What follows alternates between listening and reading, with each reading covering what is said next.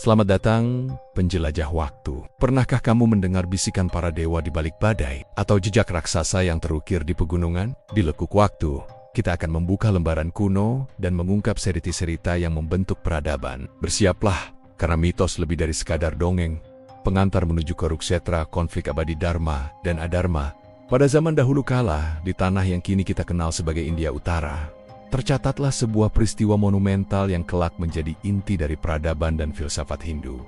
Peristiwa itu adalah perang besar yang terjadi di sebuah padang luas bernama Kuruksetra. Perang ini, yang melibatkan seluruh kekuatan militer dan satria di anak benua India, dikenal sebagai Perang Kuruksetra, atau dalam versi pewayangan Indonesia disebut Perang Bharatayuddha, yang bermakna perang keturunan Beret. Meskipun para sejarawan dan ahli mitologi masih memperdebatkan kapan persisnya konflik ini terjadi, ada yang menempatkannya sekitar 3000 tahun sebelum Masehi. Sementara yang lain sekitar 900 tahun sebelum Masehi. Makna filosofisnya tetap abadi. Ini adalah kisah tentang konflik antara dua kubu yang saling bersaudara, Pandawa dan Kurawa. Sebuah pertarungan Dharma kebenaran melawan Adharma kebatilan yang dikemas dalam tragedi keluarga. Seluruh rangkaian kejadian yang luar biasa ini ditulis dan dicatat secara mendetail oleh seorang Maharesi Sakti, Krishna Dwaipayana, yang lebih dikenal sebagai Resi Vyasa. Diperkirakan naskah ini disusun sekitar tahun 400 sebelum Masehi, dan kemudian dikenal sebagai epik Mahabharata, yang dinobatkan sebagai naskah kompilasi epik terpanjang di dunia, melampaui kisah-kisah kuno lainnya. Kisah Mahabharata, dengan segala kompleksitas dan cabangnya, tidak hanya menceritakan kronik peperangan. Ia adalah gudang kekayaan filsafat Hinduisme yang mendalam, mencakup etika, politik, moralitas, dan takdir. Memahami epik ini adalah memahami akar dari ajaran spiritual kuno yang masih relevan hingga kini. Dua akar konflik dan sumpah satria. Bibit permusuhan dari Hastinapura. Kisah ini bermula dari Prabu Santenu, raja kerajaan Kuru yang beribu kota di Hastinapura. Prabu Santenu awalnya menikahi Dewi Gangga, yang saat itu sedang menjalani kutukan di dunia. Dari pernikahan mereka, lahirlah Dewa Brata, yang kelak dikenal sebagai Bhisma. Setelah perpisahan dengan Dewi Gangga, Prabu Santenu jatuh cinta pada Satyawati. Namun, pernikahan ini terganjal oleh syarat berat yang diajukan oleh ayah Satyawati. Syarat ini otomatis menyingkirkan Dewa Brata, putra sah Prabu Santenu. Demi kebahagiaan ayahnya, Dewa Brata mengambil sebuah janji yang sangat agung dan tak terbatalkan, yang dikenal sebagai Bhishma Pratigya Sumpah Bhisma. Ia berjanji akan melepaskan semua haknya atas tahta kerajaan dan, yang lebih jauh lagi, tidak akan menikah seumur hidup, agar tidak ada keturunannya yang kelak menuntut warisan. Pengorbanan Bhisma ini, meskipun mulia, justru menjadi awal dari kekacauan garis suksesi di masa depan. Prabu Santenu dan Satyawati akhirnya menikah dan dikaruniai dua putra, Citranggada dan Wisi. Sayangnya, kedua pangeran ini meninggal dunia tanpa meninggalkan keturunan. Tahta pun menjadi kosong, karena Bhisma terikat sumpahnya. Untuk melanjutkan garis keturunan, Satyawati menggunakan tradisi kuno yang disebut Niyoga. Ia meminta bantuan kepada putranya dari pernikahan terdahulu, Resi Vyasa, untuk berhubungan dengan kedua janda Wicitrawirya, yaitu Ambika dan Ambalika. Dari hubungan Resi Vyasa dengan Ambika, lahirlah Dhestarashtra. Namun, karena Ambika menutup mata saat bertemu Vyasa, putranya lahir dalam keadaan buta. Dari hubungan biasa dengan Ambalika, lahirlah Pandu. Berdasarkan garis keturunan, Dhestarashtra adalah yang tertua. Namun, karena hukum kerajaan melarang seorang yang buta menjadi raja, takhta Hastinapura diberikan kepada Pandu. Dhestarashtra hanya bisa menjadi raja sementara jika Pandu berhalangan. Peristiwa inilah yang kelak menjadi dasar pembenaran bagi Kurawa untuk merebut tahta. 3 garis takdir, kutukan Pandu dan kelahiran Pandawa. Kurawa pemerintahan Pandu tidak berlangsung lama. Saat berburu di hutan, Pandu secara tidak sengaja memanah sepasang rusa yang sedang berhubungan. Rusa jantan itu ternyata adalah jelmaan dari seorang resi sakti. Sebelum tewas, resi tersebut melontarkan kutukan mengerikan kepada Pandu. Jika ia berani melakukan hubungan seksual dengan istrinya, ia akan meninggal dunia seketika. Terikat oleh kutukan ini, Pandu memutuskan untuk melepaskan takhta dan mengasingkan diri ke hutan bersama kedua istrinya, Kunti dan Madri, sambil menyerahkan urusan pemerintahan kepada kakaknya, Dhestarashtra, sebagai raja sementara. Di hutan, Kunti, yang memiliki anugerah untuk memanggil dewa, menggunakan kekuatannya untuk memiliki keturunan tanpa melanggar kutukan Pandu. Dari anugerah dewa ini, lahirlah kelima putra Pandu yang dikenal sebagai Pandawa. Yudhistira, putra dari Dewa Yama, dewa keadilan. Bima, putra dari Dewa Bayu Dewa Angin. Arjuna, putra dari Dewa Indra Raja Kayangan dan Dewa Petir. Nakula dan Sadewa, putra kembar dari Modre, berkat bantuan Kunti, yang dilahirkan oleh Dewa Aswin Dewa Pengobatan. Sementara itu di Hastunipura, Destarastra dan istrinya Gandari diberkati dengan 100 orang putra dan 1 putri. Kelompok ini dikenal sebagai Kurawa. Putra sulung mereka adalah Duryodhana, seorang pangeran yang sejak kecil telah menunjukkan sifat-sifat ambisius dan iri hati terhadap sepupunya, para Pandawa. Tragedi kembali melanda saat Pandu diliputi asmara, melupakan kutukannya dan melakukan hubungan dengan Modri. Kutukan itu terbukti nyata dan Pandu meninggal. Madri, yang merasa bersalah, melakukan sati bunuh diri di api kremasi suaminya. Kunti kemudian membawa kelima Pandawa kembali ke Hastinapura, ke lingkungan istana yang dipimpin oleh Raja Destarastra. Sejak saat itu, para Pandawa dan Kurawa hidup bersama. Namun, perselisihan segera muncul. Kurawa, yang merasa sebagai putra dari raja yang sedang berkuasa, tidak rela jika hak pewaris tahta jatuh kepada Yudhistira, putra Pandu. Duryodhana didorong oleh kebencian dan nasihat licik pamannya, Sangkuni, mulai merencanakan berbagai cara untuk melenyapkan Pandawa. 4 pengkhianatan dan pengasingan.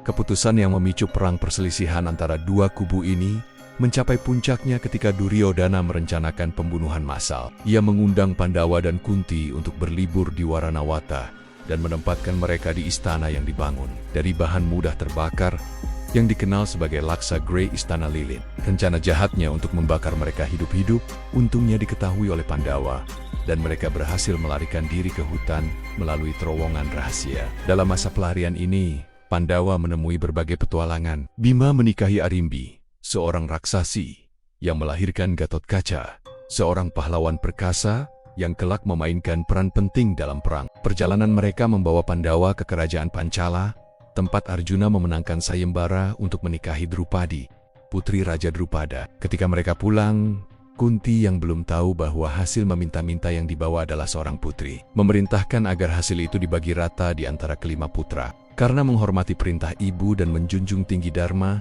Drupadi akhirnya dinikahi oleh kelima Pandawa. Setelah pernikahan ini, untuk meredakan ketegangan, kerajaan Kuru dibagi 2. Kurawa tetap berkuasa di Hastinapura, sementara Pandawa mendirikan kerajaan baru dengan ibu kota megah, Indraprastha. Namun, ambisi Duryodhana tidak pernah padam. Ia tidak bisa menerima kemakmuran dan kemegahan Indraprastha. Dibantu oleh Sangkuni, ia mengundang Yudhistira untuk berpartisipasi dalam permainan dadu yang curang. Permainan ini adalah bencana. Yudhistira, yang tidak pandai bermain dadu dan terikat pada etika satria untuk tidak menolak tantangan, kehilangan segalanya secara bertahap, harta benda, kerajaannya, keempat adiknya, dan bahkan Drupadi sendiri.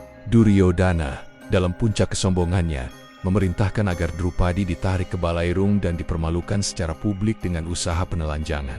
Bima bersumpah untuk membalas penghinaan ini dengan mematahkan paha Duryodhana dalam pertempuran. Peristiwa inilah yang secara definitif mengunci takdir perang untuk kedua kalinya. Duryodhana menantang Yudhistira dengan taruhan baru, yang kalah harus menjalani pengasingan di hutan selama 12 tahun. Diikuti oleh 1 tahun masa penyamaran inkognito di tempat yang tidak boleh diketahui. Jika penyamaran mereka terbongkar sebelum genap setahun, mereka harus mengulangi seluruh periode pengasingan 12 tahun tersebut. Yudhistira kalah lagi, dan para Pandawa pun memulai pengembaraan mereka selama 13 tahun penuh penderitaan dan penantian. Penyamaran dan kegagalan. Diplomasi, tak ada jalan mundur. Setelah menyelesaikan 12 tahun pengasingan di hutan Wanaparwa, para Pandawa harus melaksanakan 1 tahun masa penyamaran. Mereka memilih kerajaan Matsya untuk bersembunyi. Mereka menyamar dalam berbagai profesi rendahan. Yudhistira sebagai ahli agama atau juru permainan Kanka, Bima sebagai juru masak balawa, Arjuna sebagai guru tari Brihanala, Nakula sebagai pengurus kuda Grantika, dan Sadewa sebagai penggembala sapi Tantripala. Drupadi juga menyamar sebagai pelayan istana Sairindri. Masa penyamaran mereka hampir terbongkar ketika pasukan Kurawa yang dipimpin oleh Duryodhana menginvasi kerajaan Matsya. Curiga bahwa Pandawa bersembunyi di sana, Arjuna terpaksa menampakkan diri dan berhasil menggagalkan invasi tersebut, menegaskan bahwa masa penyamaran mereka telah selesai. Setelah masa 13 tahun terpenuhi, Pandawa kembali ke Hastinapura dan menuntut hak mereka atas Indraprastha. Namun Duryodhana didorong oleh keserakahan, menolak mentah-mentah. Para tetua, termasuk Bhisma dan Resi biasa, berusaha menengahi, tetapi bahkan Sri Krishna, yang merupakan penjelmaan Dewa Wisnu dan sekutu utama Pandawa, menawarkan upaya perdamaian terakhir. Krishna pergi ke Hastinapura sebagai duta perdamaian. Ia hanya meminta Duryodhana untuk memberikan 5 desa kecil kepada Pandawa sebagai ganti rugi agar perang dapat dihindari. Namun Duryodhana dengan congkak menolak, berjanji bahwa ia tidak akan memberikan tanah kepada Pandawa, bahkan seluas ujung jarum pun. Melihat bahwa semua upaya damai telah gagal dan Dharma tidak lagi dapat ditegakkan melalui negosiasi, para dewata pun menyadari bahwa perang adalah takdir yang tak terhindarkan dan harus terjadi untuk membersihkan dunia dari adharma. Perang Bharatayuddha yang kolosal, 18 hari pencerahan dan kehancuran. Persiapan perang dimulai dengan masing-masing pihak mencari sekutu. Perang ini melibatkan total 18 Akshauhini pasukan, sebuah formasi militer masif yang terdiri dari ribuan kereta, gajah, kuda, dan prajurit. Pandawa berhasil mengumpulkan 7 Akshauhini, sementara Kurawa didukung oleh banyak kerajaan besar, memiliki 11 Akshauhini. Sri Krishna menawarkan pilihannya kepada Arjuna dan Duryodhana, memilih Krishna sebagai ahli strategi yang tidak akan bertempur, atau memilih seluruh pasukan besarnya Laskar Naryon yang akan bertempur. Arjuna, yang mengutamakan dharma dan bimbingan, memilih Krishna tanpa pasukan. Duryodhana, yang tamak akan kekuatan fisik, memilih Laskar Naryon. Pilihan ini secara simbolis menegaskan bahwa Pandawa berperang di bawah bimbingan spiritual Krishna, sementara Kurawa hanya mengandalkan kekuasaan materi. Perang ini berlangsung selama 18 hari penuh darah di padang Kurukshetra, mengubah tanah suci itu menjadi kuburan massal para satria. Hari-hari awal Bhisma, kakek buyut kedua kubu dan panglima tertinggi Kurawa, menunjukkan keperkasaannya. Namun, karena terikat pada sumpahnya, ia memiliki kelemahan strategis. Krishna menasehati Pandawa untuk menempatkan si Handi, seorang yang dilahirkan kembali, untuk melawan Bhisma di depan Arjuna. Bhisma, karena tidak mau bertarung melawan si Kendi, menjatuhkan senjata, dan Arjuna pun memanahnya dengan ratusan anak panah, hingga ia terjatuh dan berbaring di atas ranjang panah. Kehilangan dan pengorbanan. Pasca Bhisma, Drona, guru militer kedua kubu, menjadi panglima Kurawa. Untuk mengalahkannya, Pandawa menggunakan taktik yang diizinkan Krishna, menyebarkan berita bahwa Aswatthama putra Drona telah tewas. Drona, yang sempat syok, kemudian dibunuh oleh Drishtadyumna. Pada malam hari, Gatotkaca, putra Bima, mengamuk di medan perang. Untuk menghentikannya, karena saudara tiri Pandawa yang memihak Kurawa terpaksa menggunakan senjata sakti andalannya, Kunta Wijayandanu, yang semula disimpan untuk melawan Arjuna. Gatotkaca gugur, tetapi pengorbanannya melemahkan kekuatan Kurawa. Kematian karena sang pahlawan tragis, yang merupakan putra Dewi Kunti dari Dewa Surya, akhirnya berhadapan dengan Arjuna. Di tengah pertarungan, roda keretanya terperosok ke lumpur. Saat Karna sedang mencoba mengeluarkan roda, Arjuna, atas perintah Krishna yang melihat ini sebagai satu-satunya kesempatan, melepaskan panah yang menewaskan Karna. Akhir pertempuran.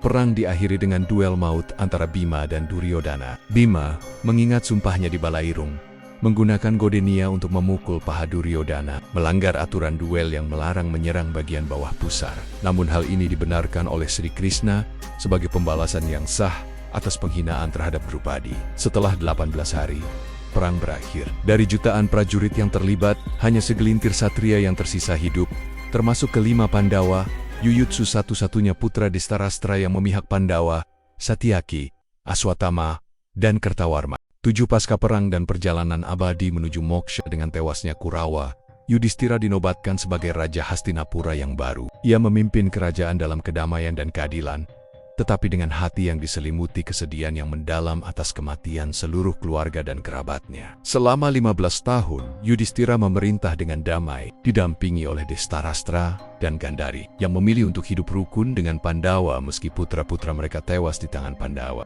Setelah bertahun-tahun, Dhritarashtra, Gandhari, dan Kunti memutuskan untuk meninggalkan istana dan menjalani kehidupan pertapaan di hutan. Di sana, mereka meninggal dalam sebuah kebakaran hutan yang dianggap sebagai api suci yang membakar habis karma dan dosa mereka, sehingga mereka mencapai kondisi moksha pembebasan. Setelah 36 tahun bertahta, Yudhishthira merasa tugasnya di dunia telah selesai. Ia menyerahkan takhta kepada Parikesit, cucu dari Arjuna, dan bersama keempat saudaranya dan Drupadi, mereka memulai Mahaprasthana, atau perjalanan besar menuju pegunungan Himalaya, tempat suci di mana mereka berharap mencapai gerbang surga. Dalam perjalanan yang sangat sulit itu, satu persatu dari mereka gugur.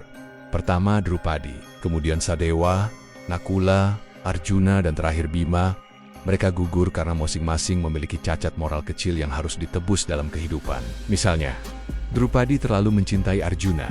Bima terlalu kuat dan sombong. Hanya Yudhistira yang berhasil mencapai puncak gunung dengan ditemani seekor anjing. Di sana, Dewa Indra datang menjemputnya dengan kereta kencana. Yudhistira menolak masuk surga jika anjing setianya, yang ternyata adalah penjelmaan Dewa Dharma, tidak diizinkan ikut karena kesetiaan dan kesempurnaan Dharma Yudhistira.